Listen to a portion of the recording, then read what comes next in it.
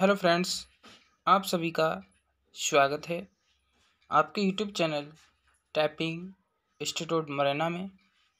आज हम लेके आए हैं बहुत ही अच्छी डिक्टेशन है, सिंपल डिक्टेशन है। अच्छे तरीके से लिखना, सावधानी से लिखा करो, सोच समझ के।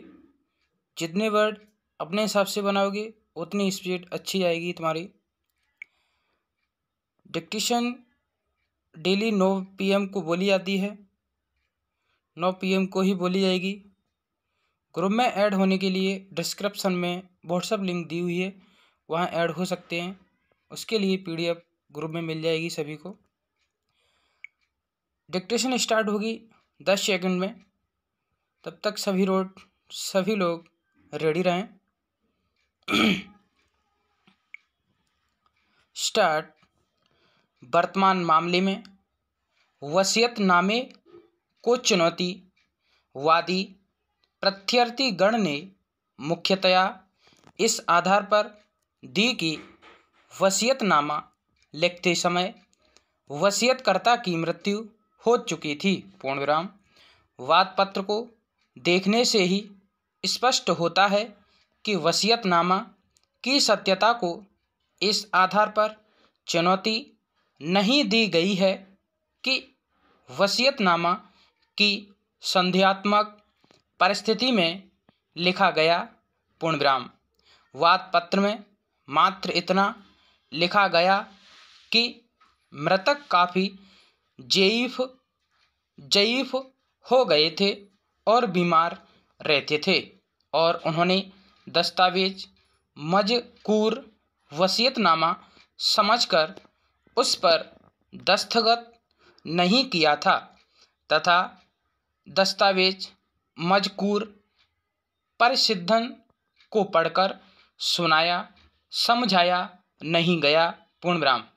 तीसरी बात यह लिखी कि चूँकि कोई भी जायदाद जमानिया में नहीं थी और जमानिया में परिसिद्धन कभी रहते नहीं थे, इसलिए प्रतिवादी ने छल कपट से वसीयतनामा मज़कूर को छिपाने की नीयत से वजूद में लाया।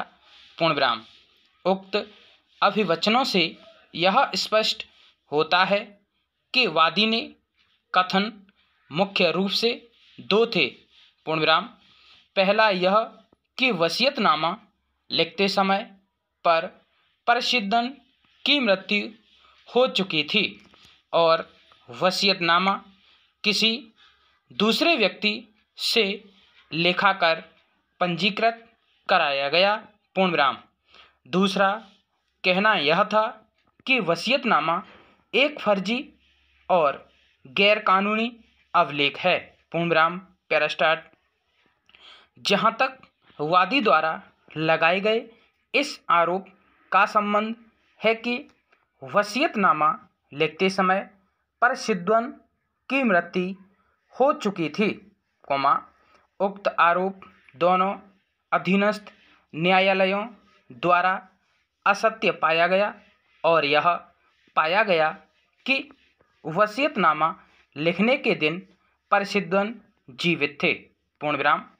विचारण न्यायालय ने वह तथ्यात्मक निष्कर्ष भी स्पष्ट रूप से निकाला कि वसीयतनामा पार्श्विकृत साक्षी द्वारा प्रमाणित किया गया है और यह बात प्रमाणित पाई गई है कि वसीयत लिखने के बाद वसीयतनामा परिसिद्धन को पढ़कर सुनाया और समझाया गया था और उसको समझने के उपरांत परिसिद्धन ने उस पर निशानी अंगूठा बनाया था और यह भी निष्कर्ष निकाला कि वसीयतनामा लिखते समय परिसिद्धन सोचने समझने की स्थिति में थे और सोच समझकर उन्होंने वसीयतनामा लिखा था। पूर्णविराम। विचारण न्यायालय द्वारा निकाले गए उक्त निष्कर्ष में किसी निष्कर्ष को अपील न्यायालय ने गलत नहीं पाया और अपील न्यायालय ने विचारण न्यायालय के उक्त निष्कर्ष में किसी निष्कर्ष को निरस्त किया। पूर्णविराम।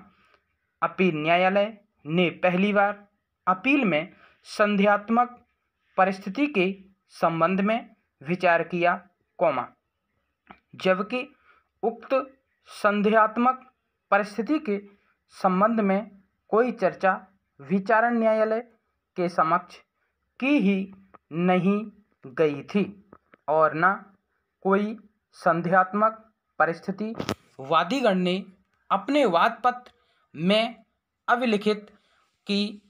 पूर्णविराम। जब तक कोई संदेहात्मक परिस्थिति वाद पत्र में अभिलिखित न की जाए तब तक उन संदेहात्मक परिस्थितियों के निवारण का कोई दायित्व प्रतिवादी है। पूर्णविराम। स्टॉप। वीडियो अच्छी लगे तो लाइक शेयर कमेंट करना ना भूलें सभी लोग। ये है 80 WPM डिक्टेशन।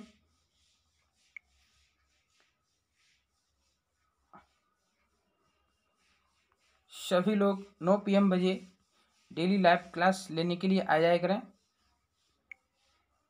धन्यवाद। ताज़ा तरीन अपलोड्स की नोटिफिकेशन हासिल करने के लिए हमारे चैनल को सब्सक्राइब करें और साथ में दिए गए घंटी के निशान को दबाना ना भूलें।